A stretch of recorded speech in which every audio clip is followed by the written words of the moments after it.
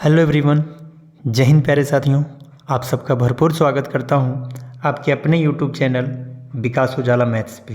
तो फ्रेंड्स, आज हम लोग इस वीडियो में बात करेंगे कि आदर्श आचार संहिता के लागू हो जाने के बाद आयोग के पास किन किन चीज़ों पे प्रतिबंध रहता है और क्या क्या चीज़ों पे छूट रहता है। फाइनली रूप से कई अभ्यर्थी ऐसे हैं जो परिणाम के इंतज़ार कर रहे हैं अब तक, और कई छात्र एग्ज़ाम्स के, और कई छात्र ऐसे हैं जो नए वैकेंसी का इंतज़ार कर रहे हैं। तो सभी का सॉल्यूशन इस वीडियो में आपको मिलने वाला है, तो वीडियो में आप अंत तक ज़रूर बने रहिएगा।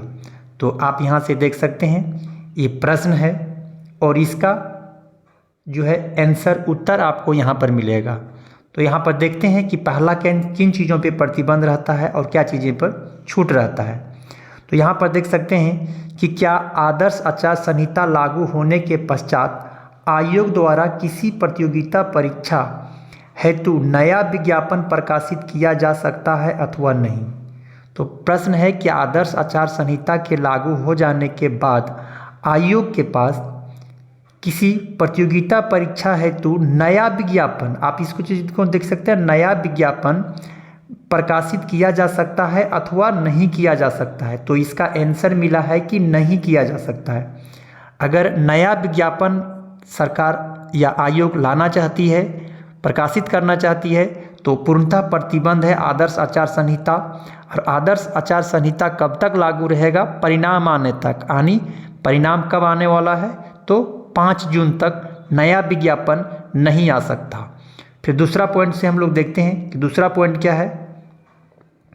दूसरा पॉइंट देख लेते हैं हम लोग कि यदि नियुक्ति संबंधी विज्ञापन पूर्व में प्रकाशित है तो क्या आदर्श आचार संहिता लागू होने के उपरांत परीक्षा हेतु आवेदन प्राप्त किया जा सकता है अथवा नहीं। तो फ्रेंड्स, यहाँ पे बोला जा रहा है कि नियुक्ति संबंधी विज्ञापन पूर्व में प्रकाशित है, इसको प्रकाशित पहले कर दिया गया है। नियुक्ति संबंधी जो है विज्ञापन पहले से प्रकाशित है, तो आदर्श आचार संहिता अगर लागू हो जाएगा, आदर्श आचार संहिता के उपरांत परीक्षा हेतु आवेदन प्राप्त किया जा सकता है। यानी विज्ञापन पहले निकल चुका है तो क्या उसका आवेदन यानी फॉर्म भरा सकता है? तो इसका आंसर है हाँ, फॉर्म इसका आप फिलअप कर सकते हैं। लेकिन याद रखिएगा, आदर्श आचार संहिता लागू होने के अगर पहले विज्ञापन प्रकाशित है तो उसका आवेदन आप कर सकते हैं, इसमें छूट है। और तीसरा हम लोग जानते हैं कि इसमें किन किन चीज़ों पे प्रतिबंध है, तो तीसरा भी हम लोग देख लेते हैं। तीसरा हम लोग देख लेते हैं कि यदि नियुक्ति संबंधी विज्ञापन पूर्व में प्रकाशित है, नियुक्ति संबंधी जो विज्ञापन है वह पहले से प्रकाशित है एवं आवेदन प्राप्त है, इसका आवेदन भी आ चुका है, प्रकाशित पहले से है और आवेदन फॉर्म फिलअप हो गया है, तो क्या आदर्श आचार संहिता लागू होने के उपरांत परीक्षा में सम्मिलित होने हेतु प्रवेश पत्र निर्गत करते हुए परीक्षा आयोजित किया जा सकता है अथवा नहीं। तो अगर पहले से विज्ञापन निकल चुका है और उसका फॉर्म फिलअप हो चुका है तो आप इसका परीक्षा जो है आप ले सकते हैं या नहीं। तो आंसर है कि इसका परीक्षा अगर पहले से फॉर्म भरा गया हो, विज्ञापन निकल चुका हो, तो एग्ज़ाम फाइनली आप इसको ले सकते हैं। तो ये रहा तीसरा नंबर कि इसमें आप एग्ज़ाम कंडक्ट करा सकते हैं। चौथा नंबर हम लोग जानते हैं, चौथा क्या है।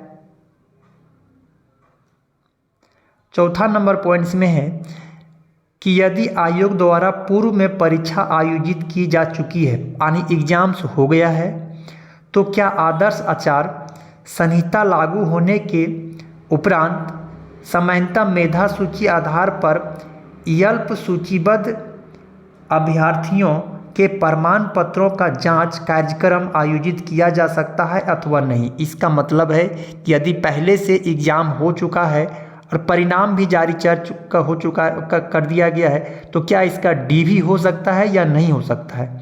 इसका डॉक्यूमेंट वेरिफिकेशन किया जा सकता है या नहीं?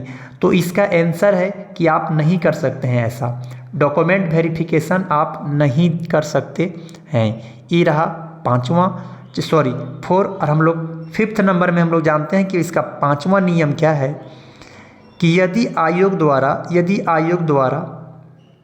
सामान्य मेधा सूची के आधार पर अल्प सूचीबद्ध अभ्यर्थियों के प्रमाण पत्रों का जांच कार्यक्रम आयोजित किया जा चुका है, यानी डीवी हो चुका है, डॉक्यूमेंट वेरिफिकेशन हो चुका है। तो क्या आदर्श आचार संहिता लागू होने के उपरांत परीक्षा फल प्रकाशित किया जा सकता है अथवा नहीं? यानी सब कुछ हो चुका है, डीवी भी आपको हो चुका है, तो लास्ट में जो फाइनल मेरिट लिस्ट आता है तो क्या वो जारी किया जा सकता है या नहीं जारी किया जा सकता है? तो आप यहाँ से देख सकते हैं कि आप नहीं जारी कर सकते हैं। अगर डीवी भी हो गया है तो नहीं कर सकते हैं। एक तो डीवी भी नहीं कर सकते हैं, अगर आदर्श आचार संहिता के पहले अगर आपका डीवी डॉक्यूमेंट वेरिफिकेशन हो चुका है तो भी आप इसका जारी नहीं कर सकते हैं। आगे हम लोग चलते हैं, छठा नंबर को हम लोग जानते हैं। यदि आयोग द्वारा किसी विज्ञापन के आलोक में परीक्षा फल प्रकाशित किया जा चुका है, यानी आपका परिणाम आ चुका है, तो क्या आदर्श आचार संहिता लागू होने के उपरांत यदि विभाग को नियुक्ति पत्र हेतु अनुशंसा भेजी जा सकती है? यानी आपको सब कुछ हो चुका है, फाइनल लिस्ट भी आ चुका है, डीवी भी हो चुका है, एग्जाम भी हो चुका है, डीवी भी हो चुका है, सब कुछ फाइनल लिस्ट भी आ चुका है, तो क्या उसको नियुक्ति दिया जा सकता है या नहीं? तो ये भी आपके सवाल का आंसर होगा कि नहीं, इसका डीवी भी हो जाने के बाद भी आप इसका नियुक्ति नहीं जारी कर सकते हैं, नियुक्ति पत्र आप नहीं दे सकते हैं। तो फाइनली ये है आदर्श आचार संहिता का नियम। ऐसे में आप देखिएगा तो एसएससी जीडी का भी एग्ज़ाम हुआ है, एसएससी जीडी ये तो सेंट्रल लेवल का होता है एसएससी जीडी, तो उसका भी आंसर क्यों नहीं आया है, तो परिणाम अभी तक नहीं जारी किया गया है। तो ऐसा भी हो सकता है कि ये पूर्णतः प्रतिबंध रहता है, ऐसे कई राज्यों में भी है जो पूर्णतः प्रतिबंध है, तो झारखंड में भी कुछ ऐसा ही है, प्रतिबंध है। और हम बात करेंगे थोड़ा सा नए वैकेंसी, जैसे में सबसे ज़्यादा चर्चा में है नए वैकेंसी में दारोगा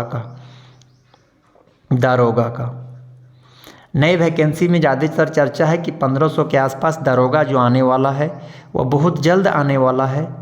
और झारखंड पुलिस का जो दौड़ होने वाला है ये कब तक हो सकता है? तो आदर्श आचार संहिता के बाद। आप इतना ज़रूर जान लीजिए कि दौड़ होने के 15 या 20 दिन के बाद आपका रिटन एग्ज़ाम ले लिया जाएगा। और ये भी आप जान लीजिए कि आपको नियुक्ति पत्र जो है वह चंपई सोरेन ही, आप कितना भी चाहते हैं कि चूँकि ये बैकलॉग की वैकेंसी है।